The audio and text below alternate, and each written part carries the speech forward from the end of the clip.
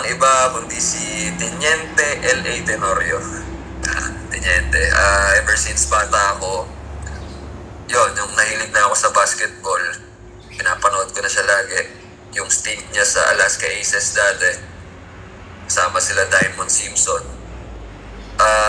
Gusto ko siyang makalaro kasi taas din ng IQ.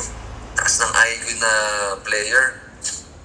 Yun yung mga players na nilulook up ko talaga, like L.A. Tenorio, yeah, Steve Nash, yung matataas yung IQ para sa mas yung sa range ng basketball. So nung nakita ko siya, actually one time nagka-chance ako na makalaro siya pero hindi sa PBA. Alumni League dahil San Pedro rin siya eh. Grabe starstruck ko noon.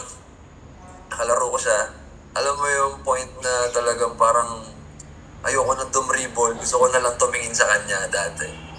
So, kung magkaka-chance makalaro PBA, unang-una ko hanapin yung matchup ko kalaban siya.